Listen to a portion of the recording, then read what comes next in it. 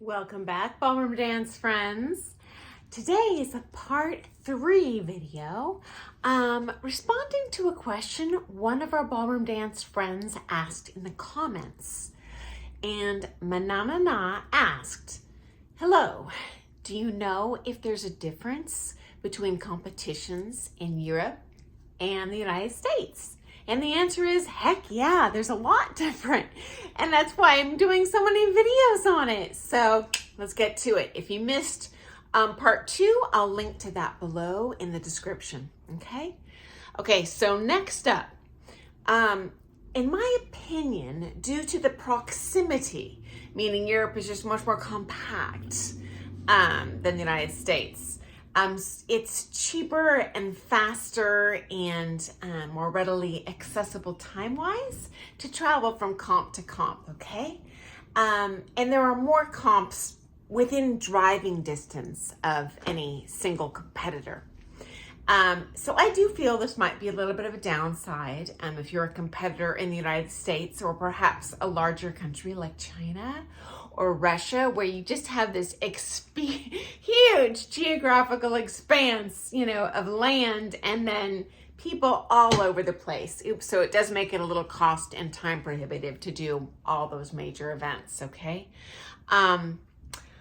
So unless you're single with limitless time and a bottomless pocket full of cash, there is no way you can compete across the United States every single week, okay? You'd be on the road literally the entire time. So many European competitors, most, compete a lot more often than the American counterparts, okay? Okay, next up, related to this, the studio cultures I find are quite different in Europe compared to the United States. So at least in my region, and I'm broadcasting to you from the northwest coast of the United States, you can pretty much rent floor practice time anywhere except in a chain studio, any independent studio. And often they offer like discount cards where you can buy, 10 hours of floor time for a discount. In Europe, in my experience, all the cities I've competed in at least, you cannot rent individual practice time on the floor. It's not even an option.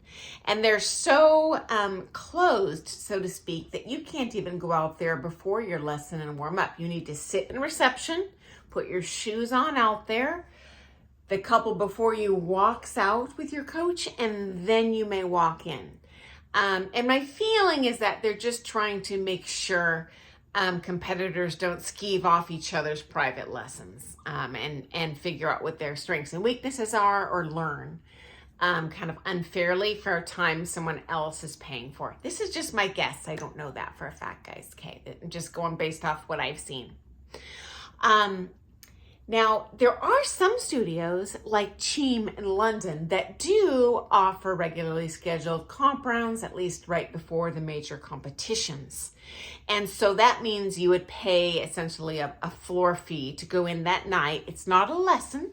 You just have a DJ running the pretend rounds, and you might get to do 3 rounds during that practice run. It is not like kind of the traditional American, so to speak, way of practicing where we have all this floor time available to us so we can sit and pontificate for 2 hours over how to do a natural turn. No one would do that in a comp round. It would not be socially acceptable either. You need to just do your rounds, dance through your dances as best you can, walk off the floor. And particularly before the major comps, there might be 2 or 3 different heats as well. And the floor is jam-packed, totally full, much, much, much more full than the comp, okay? Because they're trying to fit everyone in to give everyone several runs at doing their cha-cha or whatever, okay?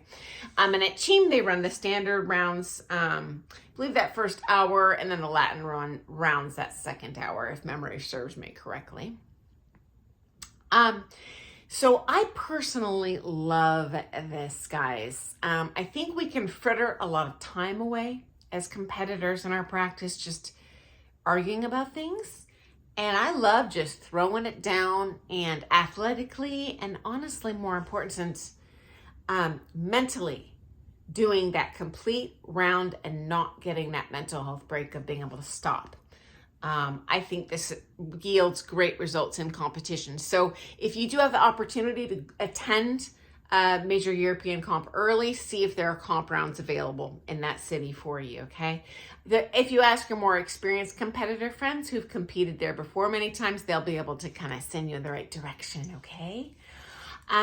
Okay, because those comps are closer together in physical proximity, you essentially get to do more comps as a European competitor, okay? And so that's essentially their version of practicing, is they just compete all the time. And in my opinion, that is, what better competition preparation than competing? This is fantastic. So they're very blessed in that way, okay?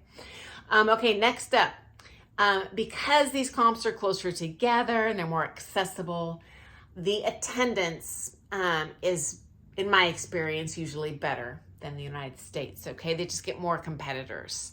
And like the US, there are many similarities. I'm not really delving into this video because that wasn't the question, but they do, for example, always do like an all-on waltz, for example, where they'll have all the amateur championship level couples go onto the floor and just do a waltz pig piled on the floor together. That's not judged. It's essentially a warm-up dance. And it's a good opportunity for you as the competitor as well to test drive the floor with your shoes, okay? See if it's sticky, slick spots, whatever. Again, it's crazy crowded, so there's no way you could actually dance your routine full out, but you would dance your routine with your arms dropped, okay? Okay, so unlike the major American comps, the major European comps tend to be preceded in the days before and the week or two before with more competitions. So they're all extremely well attended, because in these comps that are kind of magnet events where competitors are flying in from all over the world, they want that opportunity to practice because you can't get it there otherwise. So those comps are well attended as well. And what I especially like about these comps is because we're totally on a different continent in the United States, we tend to always be on the floor with the same couples, which has its benefits. You learn everyone else's routine. You know, oh, I shouldn't start my routine on the same end of the floor as Victor's because we'll run into each other in this corner, etc. You don't really get that luxury at these large comps. You don't know everyone.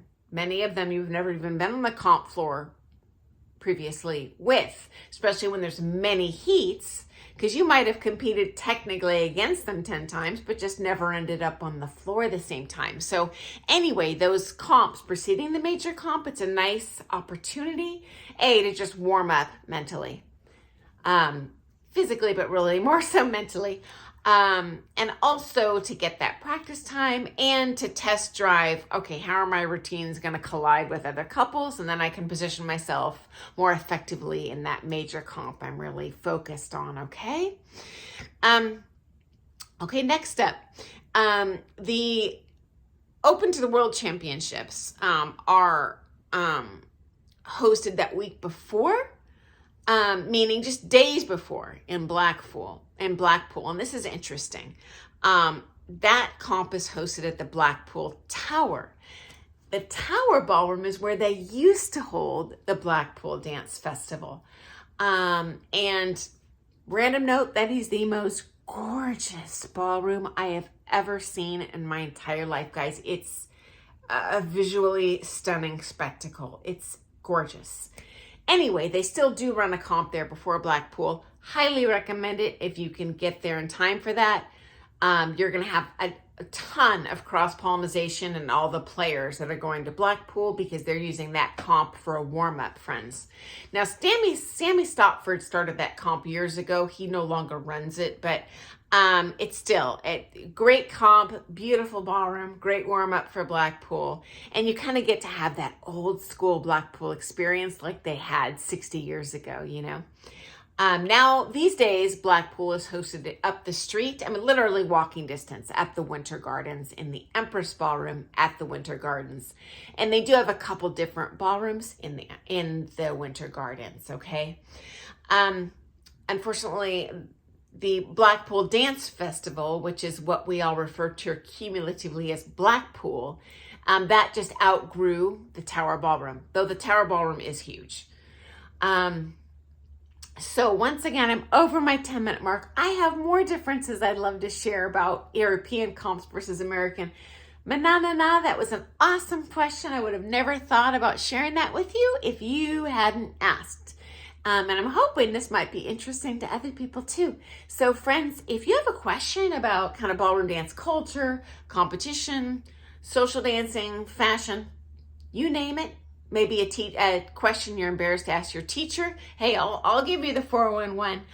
Go ahead and comment below. I love and appreciate your questions. And if you like all things ballroom dance, hit that subscribe button, join my channel, and I cannot wait to see you in the morning, guys. Happy dancing.